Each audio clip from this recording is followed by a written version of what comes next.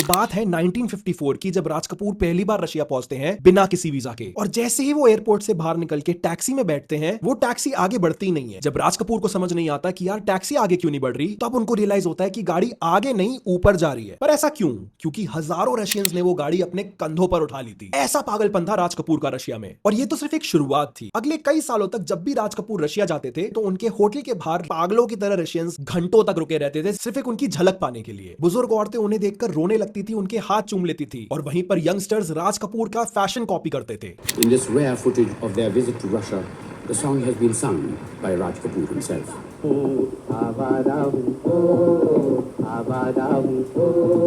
इतना सब कुछ देखने के बाद ऋषि कपूर ने अपनी ऑटोबायोग्राफी में एक चीज और लिखी है। इंडिया में मेरे फादर एक सुपरस्टार थे, बट रशिया में वो एक डेमी गॉड थे। मतलब राज कपूर लिटरली रशिया में एक गॉड की तरह ट्रीट किए जाते थे। लेकिन अब सवाल ये है कि आखिर एक इंडियन एक्टर ने रशिया को इतना ज्यादा दीवाना कैसे बना दिया? इस कहानी के जवाब के लिए हमें जाना होगा 1950s में, जब दुनिया दो हिस्सों में बंट चुकी थी। एक तरफ था अमेरिका और दूसरी तरफ था Soviet union. Out of the ruins of World War II, two superpowers emerged.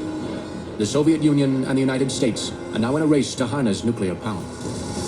दोनों के बीच चल रही थी तब कोल्ड वॉर, और तब सिर्फ मिसाइल्स की रेस नहीं होती थी, मूवीज की भी होती थी। सोवियत यूनियन को डर था कि अगर उनके लोग हॉलीवुड की फिल्म्स देखने लगेंगे तो सिर्फ फिल्में नहीं, अमेरिकन सोच भी उनके देश में घुस जाएगी। इसीलिए हॉलीवुड की फिल्म्स पर ऑलमोस्ट पूरी तरह से रिस्ट्रिक्शंस लगा दिए गए थे। लेकिन तब आई एक प्रॉब्लम, एंटरटेनमेंट तो फिर भी चाहिए था, और तब हिस्ट्री ने राज कपूर के लिए एक परफेक्ट स्टेज सेट कर दिया। 1953 में सोवियत डायरेक्टर जोसेफ स्टालिन की डेथ हो गई और उनकी जगह आए निकिता क्रुश्चेव, जो पहले से काफी ज्यादा ओपन माइंडेड थे, स्पेशली कल्चर और फॉरेन सिनेमा को लेकर। उसी वक्त इंडिया और सोवियत यूनियन की दोस्ती भी मजबूत हो रही थी। जैसे उस वक्त पर इंडिपेंडेंट फॉरेन पॉलिसी स्टांस ने सोवियट्स के दिल में इंडिया के लिए रिस्पेक्ट और बढ़ा दी थी। और फिर आया 1954। बिल्कुल इसी वक्त राज कपूर अपनी नई फिल्म आवारा लेकर रशिया पहुंचे, और उन्हें बिल्कुल भी अंदाजा नहीं था कि वो सिर्फ एक फिल्म रिलीज करने नहीं, हिस्ट्री लिखने आ गए थे। 1954 आवारा रशिया में रिलीज होती है, और उसके बाद जो हुआ उसके लिए पूरा बॉलीवुड छोड़ो इंडिया तक तैयार नहीं था। आवारा सिर्फ हिट नहीं हुई,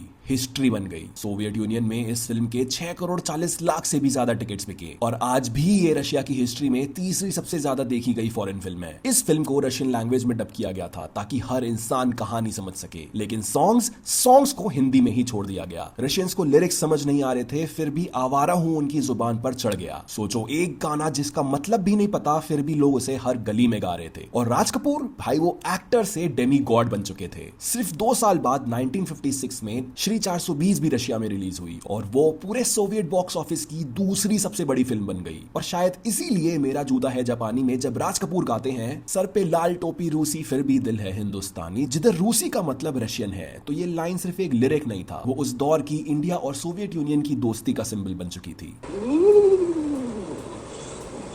Дорогие друзья, товарищи, let me wish you all a very happy and a prosperous new year. It gives me great pleasure. Я поздравляю всех вас с Новым годом. Желаю благополучия и счастья.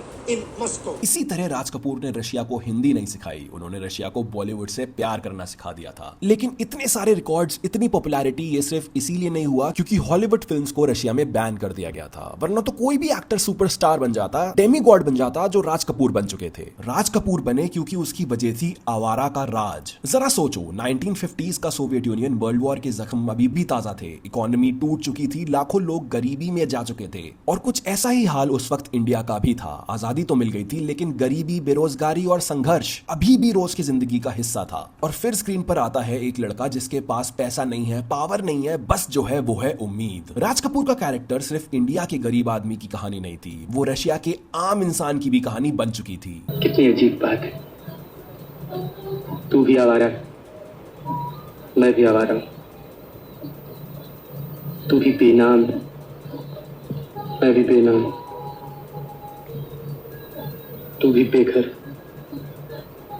मेरा भी कोई घर बार नहीं। इसीलिए रशियंस राज कपूर में अपने आप को ढूंढ लेते थे, और जब ऑडियंस किसी हीरो में खुद को देखने लगे, तब सिनेमा सिर्फ एंटरटेनमेंट नहीं रहता, वो अपना लगने लगता है। और इसी वजह से ऋषि कपूर ने अपनी ऑटोबायोग्राफी में लिखा था इंडिया में राज कपूर सुपरस्टार थे, लेकिन रशिया में वो डेमी गॉड बन चुके थे। तो आज के बाद अगर तुमसे कोई पूछे कि राज कपूर रशिया में इतने फेमस क्यों थे, तो जवाब सिर्फ आवारा के 6 करोड़ टिकट्स नहीं है, जवाब सिर्फ कोल्ड वॉर भी नहीं है और ना ही हॉलीवुड का बैन। असली जवाब ये है कि राज कपूर ने रशियंस को एक हीरो नहीं दिया, उन्होंने उन्हें खुद का रिफ्लेक्शन दिया। एक ऐसा इंसान जो टूटता भी था, गिरता भी था, लेकिन हार कभी नहीं मानता था। और इसी वजह से राज कपूर ने रशिया को हिंदी नहीं सिखाई। और जब सिनेमा लैंग्वेज से ऊपर उठ जाता है, तब वो सिर्फ फिल्म नहीं रहती, वो हिस्ट्री बन जाती है। और वही हिस्ट्री लिखी थी राज कपूर ने।